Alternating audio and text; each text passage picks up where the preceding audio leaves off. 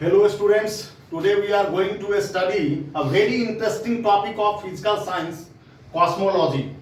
आज हम लोग बहुत ही एक रुचिकर विषय का अध्ययन करने जा रहे हैं जो कॉस्मोलॉजी ब्रह्मांड विज्ञान के नाम से जाती है। वैसे ही बहुत दिनों से ब्रह्मांड विज्ञान के बारे में अध्ययन के प्रयास चल रहे हैं, किंतु अभी तक ये क्षेत्र क्या है, नवीन ही बना हुआ है, नेसेंट ही बना हुआ है।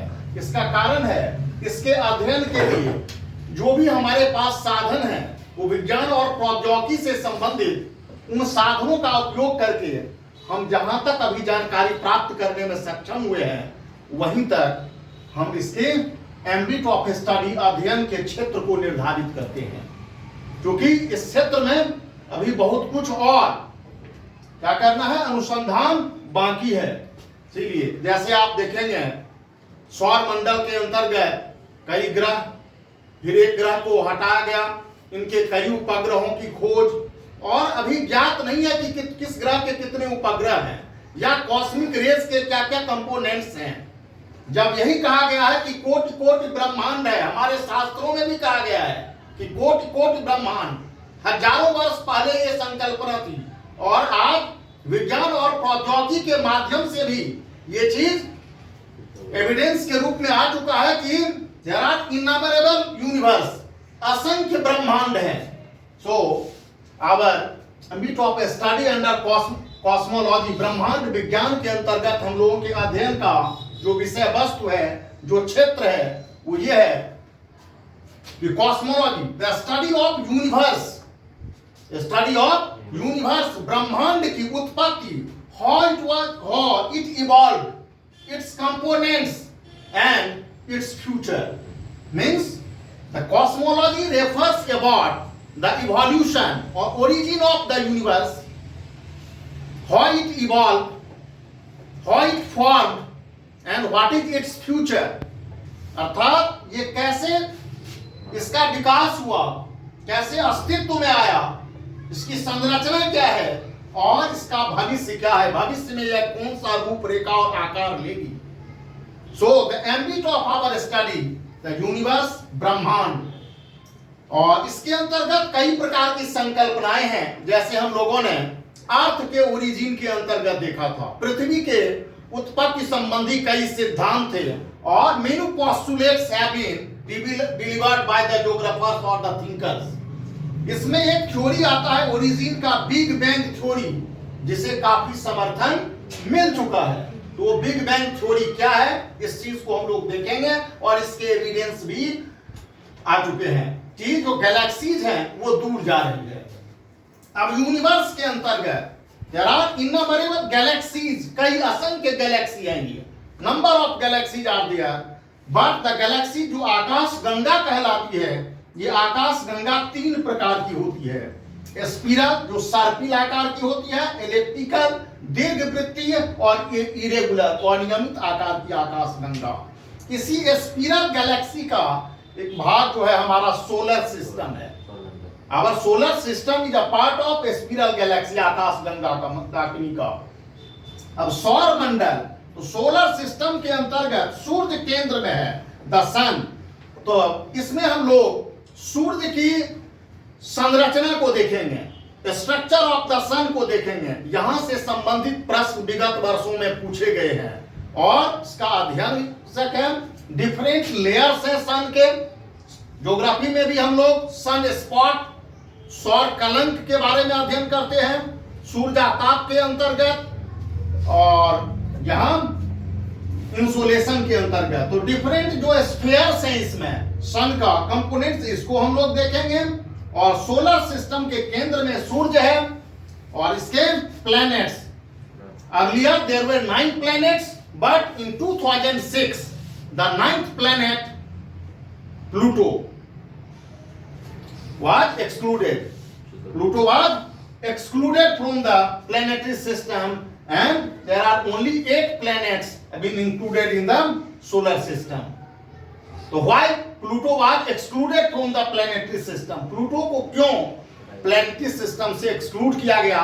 क्योंकि प्लैनेट के लिए IAU ने 3 मानक को, क्राइटेरिया को तय किया है इन क्राइटेरिया के अंतर्गत प्लूटो 2 ही क्राइटेरिया को फुलफिल करता था और इसीलिए उसे बाहर दिया जाना। इसी प्लैनेटरी सिस्टम के अंतर्गत हम लोग डिफरेंट प्लैनेट्स को देखेंगे, जिसमें मार्स और जुपिटर के बीच में जो सेलेस्टियल बॉडीज होते हैं दे आर कॉल्ड एस्टेरॉइड्स, क्षुद्र ग्रह कहलाते हैं, मंगल और बृहस्पति के बीच में।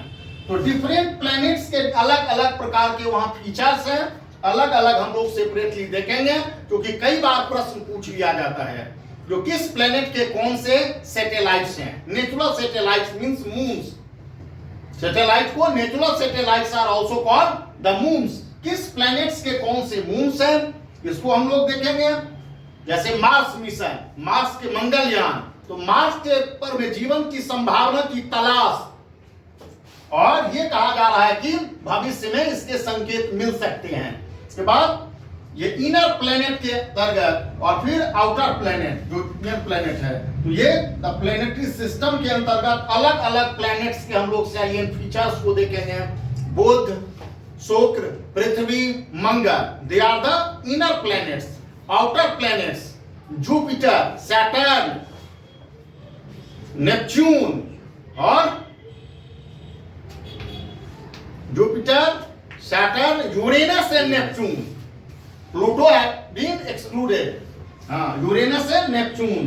तो इसको हम लोग विभाजित करेंगे, दोनों के बीच में क्या अंतर है, जो इनर प्लेनेट और आउटर प्लेनेट, और डिफरेंट प्लैनेट्स के जो फीचर्स हैं इनको हम लोग देखेंगे। जो कॉमेट्स हैं, स्मॉल सेलेस्टियल बॉडीज और रिसेंट एक्सप्लोरेशंस जैसे हैं ये दिनों में। अब पहले लोगों को यह पता नहीं था कि क्या पृथ्वी से ऊपर जो संसाधन है बाह्य अंतरिक्ष का भी इस्तेमाल हो सकता है या नहीं, लेकिन विज्ञान और प्रौद्योगिकी ने यह बता दिया है कि बाह्य प्रौद्योगिकी का इस्तेमाल किया जा सकता है। और regarding to peaceful use of outer space the human beings have been benefited so far. और इसी के अंतर्गत आप देखेंगे हाल के दिनों में जो अनुसंधान चल रहे हैं, चाहे वो टेलीस्कोप से हबल दूरबीन से संबंधित हो, चाहे वो नासा के द्वारा किए गए कोई अभियान हो, जैसे मार्स ऑर्बिटर हो, जैसे चंद्रयान 1 है, चंद्रयान 2 है, तो हमारा ये स्पेस रिसर्च के अंतर्गत आ जाता है। तो हाल के दिनों के अनुसंधान को भी हम लोग देखेंगे इसके अंतर्गत, जहां से कि प्रश्न पूछ लिए जाते हैं, राइट। तो ये हम लोगों का टॉपिक रहेगा कॉस्मोलॉजी के अंतर्गत, ब्रह्मांड विज्ञान के अंतर्गत। तो ब्रह्मांड विज्ञान है क्या दरअसल? ब्रह्मांड विज्ञान के अंतर्गत क्या आता है, स्टडी ऑफ यूनिवर्स। अगर लिखना चाहें तो आप लोग लिख सकते हैं, ब्रह्मांड विज्ञान consist the study of universe, it's components and how it was evolve, how it was form and what will be its future. देखिए, ब्रह्मांड विज्ञान के अंतर्गत ब्रह्मांड के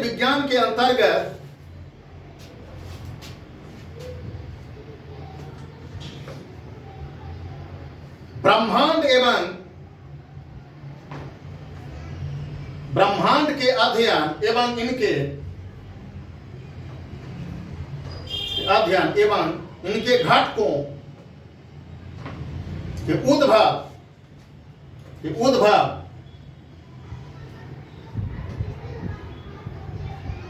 विकास एवं भविष्य की संभावनाओं का अध्ययन किया जाता है। Cosmology is the study of the universe and it's components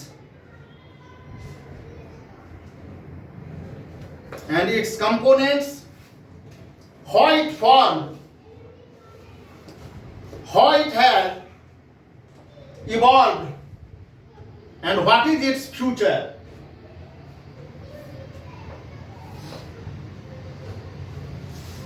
ये लगभग 3 दशकों से इसमें काफी अधिक रुचि बढ़ी है। इसका कार्य पहले से ही अध्ययन हो रहा था, लेकिन कॉस्मोलॉजी के बारे में जो स्टडी हुआ है अराउंड 3 decades। 3 decades मतलब इन लास्ट 3 decades 30 years में। इसका कारण है साइंस और टेक्नोलॉजी, है ना, का विकास, to development of science and technology. Science and technology के माध्यम से बहुत सारे ऐसे ब्रह्मांड विज्ञान के रहस्यों को समझने का प्रयास किया गया है। बहुत सारे सैटेलाइट्स, मिशंस वगैरह सब, या टेलीस्कोप में जो टेक्नोलॉजी यूज हो रहा है, इससे हमारे पास में बहुत अधिक सूचनाएं प्राप्त हो रही है और रिफाइंड इंफॉर्मेशन आ रहे हैं, है ना। तो उसमें परिशोधित सूचनाएं आ रही है। द यूनिवर्स, ब्रह्मांड, इसका मेन घटक क्या कॉस्मोलॉजी का? ब्रह्मांड। ब्रह्मांड की उत्पत्ति के बारे में बिग बैंग थ्योरी को काफी अधिक सपोर्ट मिला है ना। बिग बैंग थ्योरी क्या कहता है कि एक शून्य से, एक बिंदु से क्या हुआ, तो इसकी उत्पत्ति हुई और धीरे धीरे प्रस्फोट करके इसका विस्तार होता चला गया। और अभी भी इनका मानना है कि यूनिवर्स का विस्तार हो ही रहा है और इसके सपोर्ट में जो एविडेंस दिया रहा है कि the galaxies are away from the our earth और अदर गैलेक्सी। एक गैलेक्सी का दूसरे गैलेक्सी से दूर होते जाना ऑब्जर्वेशन के अंतर्गत ये दर्शाता है कि ये जो दिया गया है बिग बैंग थ्योरी के अंतर्गत कि यूनिवर्स इज स्टिल एक्सपेंडिंग, अभी भी ब्रह्मांड का विस्तार हो रहा है ना। ये सिद्धांत बिग बैंग थ्योरी के अंतर्गत आता है, राइट। और इस सिद्धांत के प्रतिपादक जॉर्ज लेमाइत्रे को जाता है। George Lemaitre, big bang theory.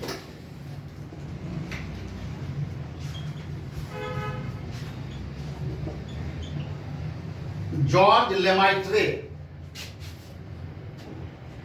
ये बेल्जियम के कॉस्मोलॉजिस्ट जॉर्ज लेमाइत्रे,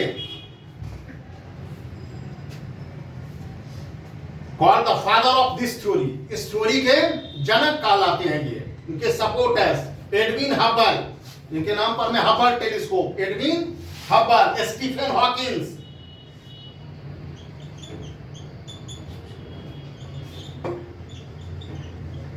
स्टीफन हॉकिंस,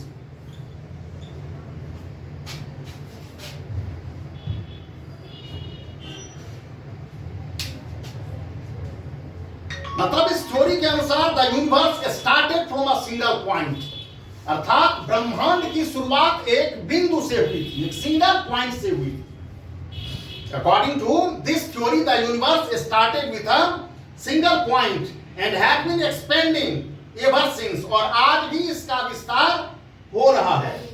हाँ, and it is a established theory supported और evidence by the movement of galaxies, galaxy के मूवमेंट से का सपोर्ट। तो बिग बैंग थ्योरी को काफी मान्यता मिली हुई है।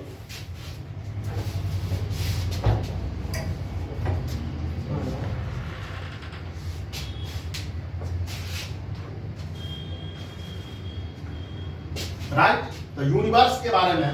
अब यूनिवर्स के अंतर्गत there are number of galaxies are there and galaxies आकाश गंगा को, इस आकाश गंगा के अंतर्गत लोग स्पिरल, एलिप्टिकल और इरेगुलर के रूप में देखते हैं, है ना। तो ये यूनिवर्स अपने आप में क्या है? Universe is a vast empty space around us consisting many stars, galaxies and other celestial bodies. ब्रह्मांड अपने आप में क्या है? कई तारों के समूह। The universe consists of many stars, innumerable stars, galaxies and many celestial bodies, कई खगोलीय पिंडों का समूह है ब्रह्मांड। और ब्रह्मांड भी क्या है? इननुमेरेबल यूनिवर्स है ये, कोट ब्रह्मांड।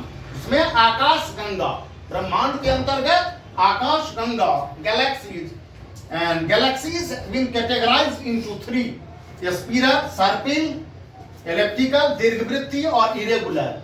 जिसमें स्पिरल गैलेक्सी का पार्ट हमारा सोलर सिस्टम है, हमारा सौर मंडल जो है, the part of the spiral galaxy. और सौर मंडल के केंद्र में क्या है? The sun is in the centre of the solar system and all planets are revolving around the sun. सूर्य के परितः परिक्रमा लगाती है और ये सुनिश्चित पथ पर अग्रसर होती है, and these planets are binding with the gravitational force, ये ग्रेविटेशनल फोर्स के साथ बैलेंस्ड होती है, ये है ना, ग्रेविटेशनल फोर्स के साथ बैलेंस्ड होती है ये। तो देखते हैं,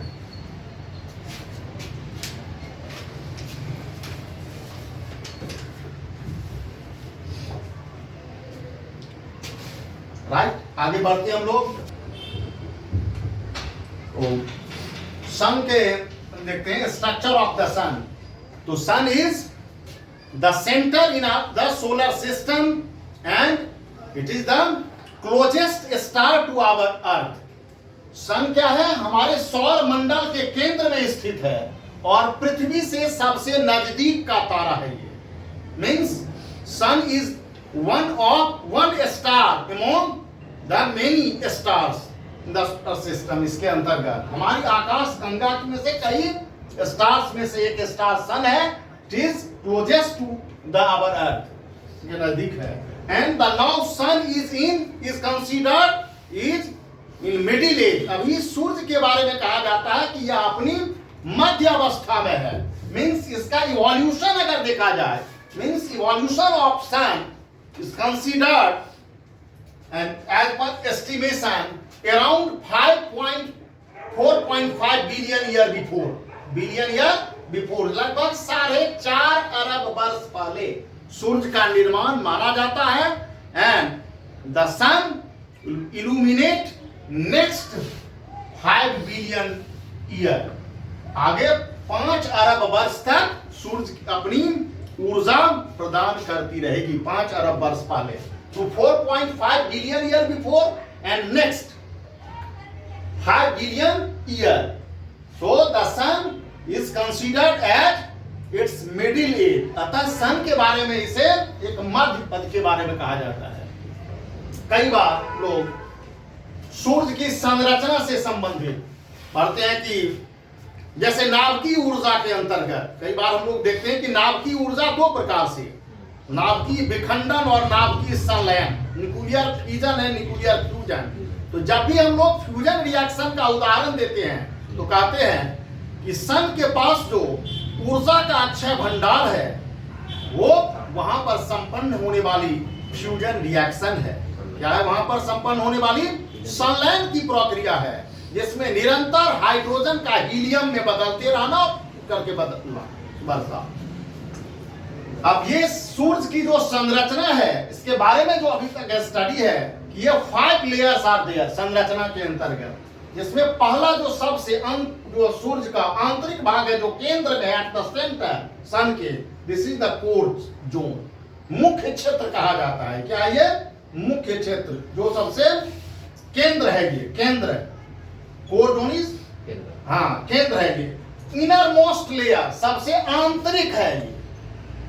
इनर मोस्ट क्या है? लेयर है, संस्तर है ये, जिसका टेम्परेचर इनर मोस्ट लेयर का जो ये है, अगर क्रॉस सेक्शनल एरिया को देखा जाए, अभी हम लोग सन के एक क्रॉस सेक्शनल एरिया को देखते हैं, CSA को देखते हैं लेयर को।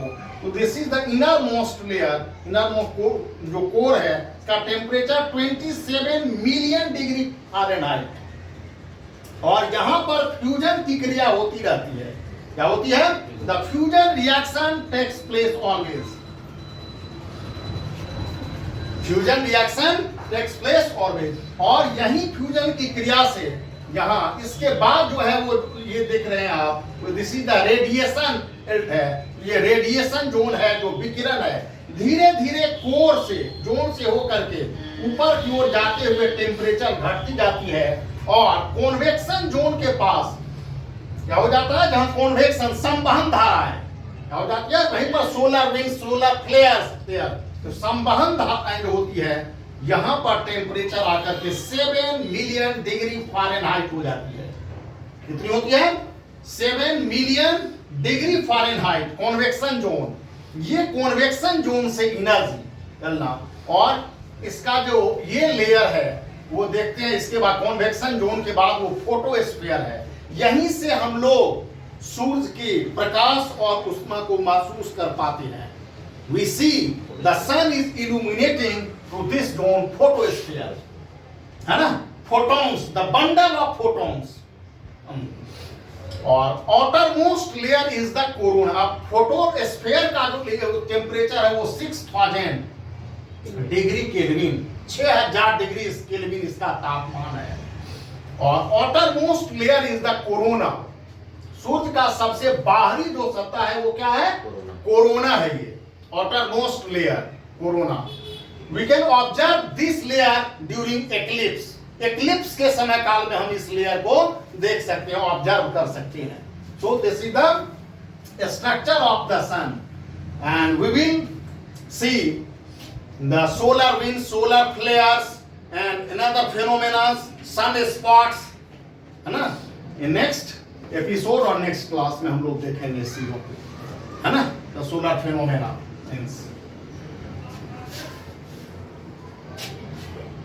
तो हम लोग देखते हैं planets of our solar system. हमारे सौर मंडल के जो ग्रह हैं, बता था अर्लियर या पहले बहुत हाल तक recently there were 9 planets considered in the solar system, है ना। तो सौर मंडल में 9 ग्रह को, but in 2006 Pluto was excluded from the planetary system. Pluto को एक्सक्लूड कर दिया गया, है ना, बाय इंटरनेशनल एस्ट्रोनॉमिकल यूनियन के द्वारा, IAU के द्वारा प्लूटो को 9 ग्रह से बाहर कर दिया गया 2006। अब क्यों किया गया? क्योंकि किसी ग्रह के लिए क्राइटेरिया, है ना, laid down by the IAU। इस क्राइटेरिया, 3 क्राइटेरिया को हम लोग देखेंगे आगे। अभी जो 8 प्लैनेट्स हैं, उन 8 प्लैनेट्स में से सौर मंडल के अंतर्गत they are classified into 2 group. 2 समूह के रूप में इन 8 ग्रहों को विभाजित किया गया है, वर्गीकृत किया गया है। इनर प्लैनेट्स, आंतरिक ग्रह, टेरेस्ट्रियल प्लैनेट्स भी कहलाते हैं। ये पार्थिव ग्रह क्या कहलाते हैं? पार्थिव ग्रह कहलाते हैं। चूंकि ये पृथ्वी भी है इसके अंतर्गत, बुध, शुक्र, पृथ्वी और मंगल, Mercury, Venus, Earth and Mars, right. They share somewhat similar qualities. कुछ समान गुणों के होने के कारण इन 4 ग्रहों को इनर प्लैनेट्स और सूर्य के दूरी के अनुसार से भी रखा जा रहा है इसे। और इसका स्ट्रक्चर भी क्या है? रॉकी स्ट्रक्चर है, चट्टानी संरचना है, सॉलिड है इसका स्ट्रक्चर। इसका स्ट्रक्चर भी क्या है? रॉकी स्ट्रक्चर है, सॉलिड स्ट्रक्चर है। So they are called the terrestrial planets. पार्थिव भी ग्रह कहलाते हैं ये। क्या कहलाते हैं? आंतरिक ग्रह या पार्थिव ग्रह कहलाते हैं ये, रॉकी स्ट्रक्चर। आउटर प्लैनेट्स, सूर्य के दूरी के अनुसार से मंगल के बाद द जुपिटर, बृहस्पति, the Saturn, the Uranus, the Neptune. These 4 planets are classified in the outer planets. ये बाह्य ग्रह के रूप में कहलाते हैं। They are also called the Jovian planets. Jovian word is a Greek, Latin है ये, क्या ये ग्रीक वर्ड है, ये यूनानी, मीन्स होता है गैसियस स्टेट। जैसे प्लैनेट भी जो है यूनानियों के द्वारा, एंशिएंट ग्रीक्स, है ना, प्राचीन यूनानियों ने ही प्लैनेट्स नाम दिया। मीन्स होता है वॉन्डरिंग स्टार। इसका लिटरल मीनिंग क्या होता है? वॉन्डरिंग स्टार, भटकता हुआ तारा। जैसे उनका परिभ्रमण, यूनानियों ने ही प्लैनेट्स नाम दिया, मीन्स द वॉन्डरिंग स्टार। तो आउटर प्लैनेट सूर्य के दूरी के अनुसार से भी ये काफी, है ना, एस्ट्रोनॉमिकल यूनिट से। तो जोवियन, जोवियन मींस क्या होता है? Gaseous state. Means these 4 planets are in the gaseous state, गैसीय अवस्था में है ये, कि दूरी भी अधिक है और इनके कैरेक्टरिस्टिक्स भी लगभग समान है। जिसमें आप देखेंगे जैसे ही ये स्टार्स हैं, इसके चारों ओर एक रिंग टाइप की, वलय, रिंग टाइप की संरचना पाई जाती है, वलयाकार गैसियस स्टेट में। इनर प्लैनेट्स का जो ऑर्डर है मार्स, और आउटर प्लैनेट का फर्स्ट जो है इसका प्लैनेट जुपिटर। इस मार्स और जुपिटर के बीच में ही सम सेलेस्टियल बॉडीज, खगोलीय पिंड होते हैं। They are revolving around the sun, they are called the asteroids. मंगल और बृहस्पति ग्रह के बीच में सूर्य के परितः घूमते हुए जो क्या होते हैं? सेलेस्टियल बॉडीज हैं। ये क्या कहलाते हैं? क्षुद्र ग्रह कहलाते हैं। क्या कहलाते हैं? छोटे ग्रह, क्षुद्र ग्रह कहलाते हैं। ऐसे प्रश्न पूछा जा सकता है क्षुद्र ग्रह किन दो ग्रहों के बीच में? बिल्कुल मंगल और बृहस्पति के बीच में इनेशन बॉडीज। तो ये क्या है, इनका क्लासिफिकेशन है। इसका क्या है, क्लासिफिकेशन है। अब इसके अंतर्गत हम जब डिफरेंट प्लैनेट्स का स्टडी करते हैं, salient feature of different planets, तो एक एक प्लैनेट से भी क्वेश्चन पूछ लिए जाते हैं, राइट, कि किसके कौन सा स्ट्रक्चर है, कौन गैसियस स्टेट में है, किसका रिम ऑर्बिट जो है किस पाथ में है, डायरेक्शन में है, और कौन कौन से कहां कौन सा माउंटेन है क्या, हाँ, और इसका कितने मून्स हैं, इसके बारे में प्रश्न पूछे जाते हैं। ये तो इसको हम लोग देखेंगे। लेकिन एक ये चीज है कि सन से जो इस प्लैनेट्स का लोकेशन है, जो सिचुएशन है, कई बार पूछ देता है कि सूर्य से दूरी के अनुसार सजाइए, साइज के अनुसार प्लैनेट को आप अरेंज कीजिए, है ना। Arrange this planets according to size in descending order, arrange this planets according to the distance. अब इस सन जो है, इस सन केंद्र में है, इसके चारों ओर बुध, शुक्र, पृथ्वी, मंगल ऐसे अगर किए जाते हैं, तो इस दूरी को मापने के लिए सन और अर्थ के बीच जो डिस्टेंस है ना, लगभग 15 करोड़ किलोमीटर, है ना, 150 मिलियन, इसको एस्ट्रोनॉमिकल यूनिट के रूप में माना गया है ना। नहीं, लाइट ईयर और एस्ट्रोनॉमिकल यूनिट अलग अलग चीज है, समझ गए, ये बताऊंगा। लाइट ईयर और ये अलग अलग चीज है। ये दूरी है, और वो प्रकाश द्वारा एक वर्ष में की गई यात्रा की दूरी है, ये लाइट ईयर। और ये तो एस्ट्रोनॉमिकल यूनिट अर्थ और सन के बीच जो डिस्टेंस है उसको माना गया, average distance between the sun and the earth. और इसी के आधार पर अलग अलग ग्रहों की सूर्य से दूरी।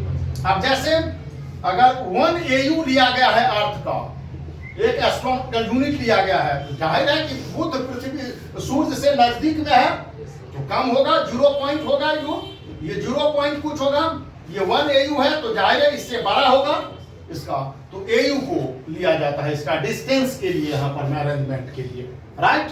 तो क्लासिफिकेशन देख चुके हैं हम लोग, इनर प्लैनेट्स, आउटर प्लैनेट्स के रूप में। They are also called terrestrial planets. इसका कारण क्या है, टेरेस्ट्रियल मतलब पार्थिव, पृथ्वी और शुक्र के बीच कुछ समानताएं होने के कारण इन्हें कहा जाता है लगभग, तो कुछ ज्यादातर इन्हें ट्विन प्लैनेट भी कहा जाता है, जुड़वा ग्रह। क्या कहा जाता है, ट्विन प्लैनेट, वीनस और अर्थ को। फिर अलग अलग स्टडी करेंगे हम लोग, सबसे चमकीला, ब्राइटेस्ट, फिर लाल तारा, अलग अलग देखेंगे हम लोग। टेरेस्ट्रियल क्यों है ये, पृथ्वी और इसके बीच, they are rocky structure, they are Jovian planet, they are gaseous state, और they are so large in size, Jovian planets, they consist the 99% of the celestial mass of the planetary system, है ना, size इसका है ये सन का। अब ये है कि इनके लिए जो किसी ग्रह के क्राइटेरिया के लिए, रिसर्च के लिए, इंटरनेशनल कोऑपरेशन के लिए IAU नामक संस्था है। क्या है, इंटरनेशनल एस्ट्रोनॉमिकल यूनियन। और जो उसी ने IAU ने ही क्या रखा था, let down the criteria to fulfill the criteria or qualify as a planet। किसी प्लैनेट के लिए क्राइटेरिया को तय करता है, मानक को तय करता है, और इसी मानक को, थर्ड मानक को तय नहीं करने के कारण Pluto has been excluded from the planetary system को, राइट। तो IAU क्या है, लिख लीजिए IAU नेक्स्ट में, international astronomical union, international astronomical union, अंतरराष्ट्रीय एस्ट्रोनॉमिकल यूनियन, खगोलीय संघ, ये खगोलीय संघ, सेटअप इन 1929, इसकी स्थापना 1919 लिख लीजिएगा, setup in 1919, having headquarter in Paris, France, और इसका हेडक्वार्टर क्या है, फ्रांस में है, पेरिस में है।